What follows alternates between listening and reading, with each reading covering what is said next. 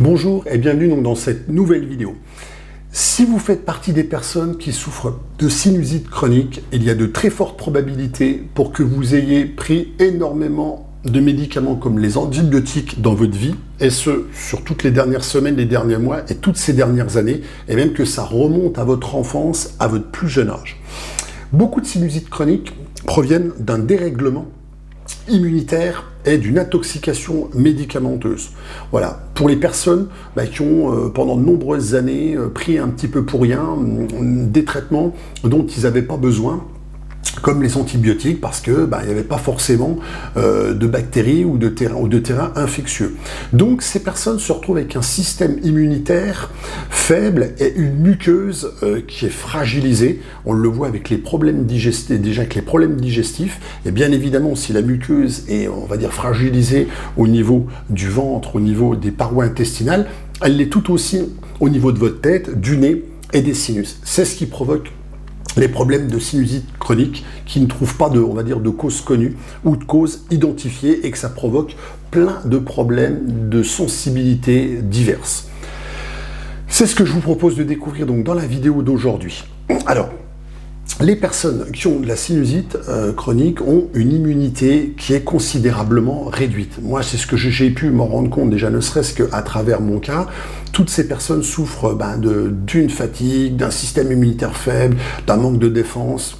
On va dire, elles sont toujours relativement affaiblies, elles chopent un petit peu toutes les bactéries, les virus, tous les changements de temps, toutes ces choses-là. Pourquoi? Parce que c'est le corps qui se traîne, on va dire, chaque jour et qui est pas, qui fonctionne pas comme il devrait fonctionner. Donc, les antibiotiques, c'est bien, à condition de les prendre sur une courte durée, de ne pas faire de l'automédication et que ça soit sous le contrôle, sous l'égide d'un médecin généraliste ORL, et pour une cause vraiment identifiée, c'est-à-dire pour une vraie infection qui a été, on va dire, diagnostiquée. Beaucoup d'antibiotiques sont prescrits, alors qu'il n'y a pas de bactéries, il n'y a pas d'infection. Vous savez que les antibiotiques sont inefficaces, par exemple, contre les virus. Ils le sont encore moins pour tout ce qui est champignons levures, spores de moisissure, tout ce qui est fongique. Et dans ce cas-là, ils font même beaucoup plus de mal que de bien. Mais ça, on y reviendra. Donc, le problème, c'est les abus et la banalisation de tout ce qui est antibiotique depuis de nombreuses années. Bon, c'est pas pour rien que tous les organismes de santé publique, comme la Sécurité sociale, etc., ont fait des campagnes en disant les antibiotiques, c'est pas automatique, etc., etc., parce qu'on s'est rendu compte que ils étaient un peu délivrés, comme ça, à tire-larigot, un peu comme des bonbons, et se sont rendus compte de tous les problèmes que ça provoquait au niveau du dérèglement de l'immunité, du système immunitaire, chez l'homme, chez les individus. Voilà le problème.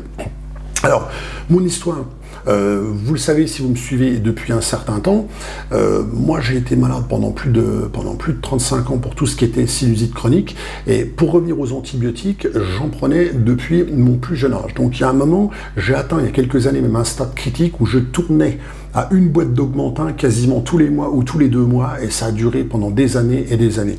Donc je vous laisse imaginer les dégâts qu'il y avait eu à l'époque-là, et c'est là que j'ai pris conscience de tous mes soucis, que j'ai cherché différentes solutions, d'ailleurs que j'ai cherché depuis de nombreuses années, et c'est là que, par rapport à tout ce que j'ai découvert, c'est là que je suis devenu spécialisé dans ce domaine-là. Donc, les antibiotiques, le problème, c'est qu'ils tuent les bactéries. Ils tuent toutes les bactéries et ils tuent aussi les bonnes bactéries, donc celles qui sont nécessaires, on va dire, à votre flore intestinale, à votre microbiote. Donc ces bonnes bactéries, elles sont partout dans votre corps, elles sont sur votre peau, elles sont sur toutes vos muqueuses, que ce soit les muqueuses, donc c'est les muqueuses, c'est ce qui tapisse l'intérieur de votre corps au niveau, on va dire, intestinal, tube digestif. Elles sont dans la bouche, elles sont dans le nez, elles sont dans vos oreilles, donc dans vos sinus bien évidemment. Elles sont partout, en bonnes bactéries. Donc le problème des antibiotiques, c'est que ça tue tout et qu'il y a un phénomène de stérilisation. Donc ça stérilise au niveau de vos intestins et vous tuez absolument tout. Alors, qui dit bonne bactérie, dit bonne flore intestinale, dit aide à la fermentation des aliments. C'est-à-dire que quand on a des bonnes bactéries, il y a une bonne fermentation qui se fait et les aliments peuvent libérer tous les minéraux et toutes les vitamines dont votre corps a besoin, et c'est donc dans la barrière intestinale que ça passe dans le sang, et donc que vous êtes en pleine santé. Voilà, tout ce qui est bonne flore intestinale, c'est elle qui normalement occupe tout l'espace, on va dire, qui a colonisé au niveau de vos intestins. Le problème qui se passe, c'est quand vous prenez des antibiotiques, c'est que, étant donné qu'il y a ce phénomène de stérilisation et que vous tuez toutes les bactéries, y compris les bonnes, vous laissez la place aux bactéries, aux mauvaises bactéries, aux bactéries ennemies, exactement comme dans un jardin avec les mauvaises herbes. Et là, c'est la porte ouverte à la prolifération de toutes les mauvaises bactéries. Et dans ce cas-là, quand tout va bien, on parle de symbiose, et dès que vous avez que l'équilibre est rompu et que vous avez plus de bactéries ennemies que amies, on parle de dysbiose. C'est-à-dire que là, il y a un dérèglement avec tout un tas, on va dire, de problèmes que vous connaissez, que vous avez déjà eu, comme des problèmes intestinaux, des flatulences, des problèmes de digestion, des remontées acides, sensation d'être lourd, de ne pas être bien, enfin tout un tas de cortège de soucis, y compris d'autres que vous ne soupçonnez même pas. Et après le stade de la dysbiose, quand vous avez ce dérèglement, vous êtes en plus certaines bactéries ou levures ennemies, enfin, qui normalement sont amies, qui peuvent se développer anormalement. C'est le cas par exemple de la levure Candida albicans, donc c'est une levure qui vit dans nos intestins et qui normalement en faible quantité, c'est une levure qui est amie. Le problème, c'est que quand elle n'est plus contrôlée par les bonnes bactéries, elle peut se développer en nombre et de façon anarchique dans vos intestins, et passer dans la barrière intestinale, et passer donc dans votre sang et partout dans votre corps. Et là, on parlera de candidose invasive ou de candidose systémique. Donc, la candidose, il faut savoir que c'est quand même la cause numéro 1 de tous les problèmes de sinusite chronique qui ne trouvent pas de cause, où tout a été passé en revue. Les problèmes, toutes les sinusites, on va dire, qui sont de cause inconnue, quand tout a été vérifié et que tout va bien, et que le patient ou la personne continue de souffrir de ça, dans 93% des cas, c'est de la sinusite fongique, c'est-à-dire que la personne a une prolifération des levures qui provoquent une sensibilité fongique, tout ce qui est levure, champignons, spores de moisissure. Alors ça vient ou de l'intérieur ou aussi de l'extérieur par rapport aux mycotoxines et à l'environnement. Ça a été mis en exergue il y a déjà 20-25 ans par des chercheurs aux États-Unis. Voilà, donc déjà, pour que vous compreniez, on va dire, l'importance quand vous prenez des antibiotiques, si vous voulez, la contrepartie de ce que vous faites payer, entre guillemets, à votre corps. Alors, que devez-vous faire? Donc c'est ça la grande question, qu'est-ce qu'on doit faire si on est en train de prendre des antibiotiques, ou si on en a pris il n'y a pas longtemps, qu'on a arrêté il y a quelques jours, quelques semaines, ou si on en a pris comme moi, pendant des mois ou des années, pendant toute sa vie. Alors, c'est simple, il faut prendre des probiotiques. Donc les probiotiques, alors j'en ai là deux exemplaires de 2 marques, 2 boîtes différentes. Qu'est-ce que c'est que les probiotiques? Les probiotiques, c'est tout simplement des types de colonies de bactéries de levure amies. Donc amies, et qui vont servir, on va dire, à recoloniser vos intestins, votre côlon, pour réensemencer, on va dire, les bactéries amies nécessaires au bien-être de votre organisme, et remplacer toute cette flore, on va dire, qui a été détruite. Alors, généralement, on va dire, comment dirais-je, ces bactéries, c'est uniquement le nom. Donc tout ce qui est probiotique, c'est le nombre de souches qui changent. Généralement, vous avez une quinzaine ou une vingtaine de souches. Alors c'est des lactobacillus et compagnie, hein. Donc il y en a tout un certain nombre qui font la différence. Alors plus c'est diversifié, mieux c'est. Généralement il y en a une quinzaine ou une vingtaine, et après c'est la concentration qui va faire la différence. Souvent on est en milliards dans chaque gélule qu'on prend. Alors, c'est simple. Donc, comment les prendre? Déjà, il faut les prendre systématiquement quand on est en prise d'antibiotiques. À chaque fois que vous prenez des traitements antibiotiques, il faut forcément les accompagner de probiotiques.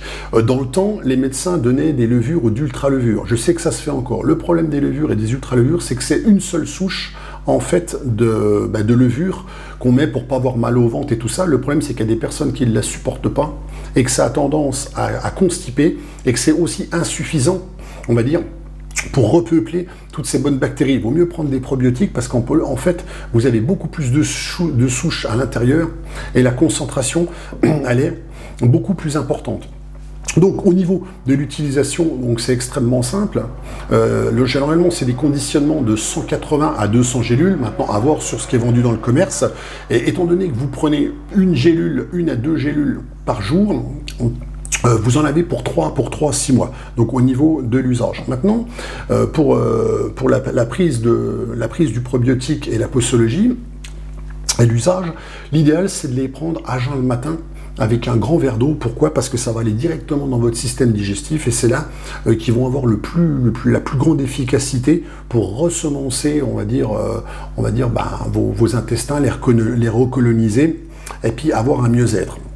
Après, donc quels sont les avantages et les bienfaits que vous allez avoir, on va dire, à très très court terme en prenant des probiotiques? Bon, bah, si vous les prenez pendant un traitement, vous allez contribuer à maintenir les bonnes bactéries pour pas qu'elles soient détruites. Déjà, c'est la première chose. Si maintenant vous avez pris les antibiotiques dans le passé, ça va reconstruire tout ce qui est bactéries et levures amies, de façon à reconstruire votre microbiote intestinal et on va dire renforcer vos défenses immunitaires et puis on va dire éliminer tout un tas de symptômes et commencer à contribuer à votre mieux-être. Donc ça, c'est vraiment ce que vous allez le plus ressentir, et puis vous allez surtout éliminer tout ce qui est douleur au ventre. Toutes les personnes qui ont des problèmes de flatulence, de ballonnement, de choses comme ça, c'est généralement lié à un problème de dérèglement intestinal qui souvent est très très souvent lié au foie. Donc les probiotiques vont faire énormément de bien, on va dire, à ce niveau-là, puisque bon, comme je vous l'ai dit, c'est les médicaments, il n'y a pas que les antibiotiques, il y a la cortisone, il y a toute la malbouffe, tous les sucres raffinés, sucres industriels qui contribuent, on va dire, à ce dérèglement et au fait qu'il y ait de plus en plus de problèmes de ce type-là à l'époque contemporaine. Voilà. Alors après, vous avez peut-être déjà entendu aussi tout ce qui est prébiotiques, où vous voyez des fois sur les boîtes probiotiques qui contient des prébiotiques. Les prébiotiques, c'est très simple, c'est le substrat des probiotiques, c'est-à-dire que c'est leur nourriture, tout simplement. Les prébiotiques sont les aliments des probiotiques, donc les probiotiques mangent des prébiotiques pour pouvoir se nourrir. C'est tout simplement des aliments qui sont riches en fibres. Alors il y en a un certain nombre, je vous laisserai faire vos propres recherches sur Internet. Vous regarderez qu'est-ce qu'il est préférable de manger en termes de prébiotiques, de nourriture complémentaire à base de fibres, pendant que vous faites des cures à base de probiotiques. Voilà, c'est simplement ça. Bon, ce qui est assez important, c'est de boire pas mal d'eau, et surtout, pendant ces cures où vous réensemencez, c'est d'éviter le plus possible tout ce qui est sucre industriel, sucre raffiné. Voilà, parce que le sucre, ça contribue plus à nourrir les mauvaises bactéries et levures comme le Candida albicans qu'autre chose. Voilà, simplement pour les recommandations. Donc après, pour la durée, je vous ai dit... Je vous ai dit, avec 1 ou 2 gélules par jour, je vous dis, vous avez largement de quoi faire. De quoi faire 3 à 6 mois de traitement. Maintenant, ce qu'on préconise généralement, c'est donc à prendre systématiquement pendant la durée d'une prise antibiotique, pendant la durée du traitement. Sinon, le probiotique, vous pouvez le prendre par cure sur 1 à 2 mois. Généralement, le minimum, c'est 3-4 semaines. Donc, minimum. Pour commencer à, avoir vraiment des effets bénéfiques positifs. Néanmoins, vous le verrez dès les premiers jours, mais 1 mois de cure minimum que vous pouvez renouveler à 2 mois. Et puis ça, vous pouvez le prendre régulièrement. Vous pouvez faire des cures de 1 à 2 mois ou 3 mois, deux fois par an. Ça suffit, ou à chaque fois que vous avez été malade ou que vous avez pris... on va dire les mauvais médicaments. Voilà, vous risquez absolument rien. Ce sont, on va dire, des substances qui vivent à l'état naturel dans notre corps. Donc c'est pas des médicaments ou des produits chimiques. Donc de ce côté-là, il y aura... vous aurez aucun problème par rapport à ça. Maintenant, pour où les trouver pour le prix, vous les trouvez un peu partout sur Internet. Moi, je les prends sur Amazon. On les trouve en pharmacie, en parapharmacie. Ça vaut entre 20 et 30 € selon la quantité et la qualité des probiotiques. Ce que je vous recommande juste, c'est de faire attention au nombre de souches et à la concentration. Et aussi, quand vous pouvez le vérifier, aux avis sur le produit pour voir la qualité des souches et de ce qu'il y a dedans, de comment ça a été conditionné et tout ça. Généralement, ça a une incidence. Il est vrai que il y a des probiotiques qui ont plus des marques qui sont plus efficaces que d'autres et qui donnent de meilleurs résultats. Voilà, donc j'en ai fini pour la vidéo d'aujourd'hui. J'espère qu'en tout cas, ça vous a appris quelque chose.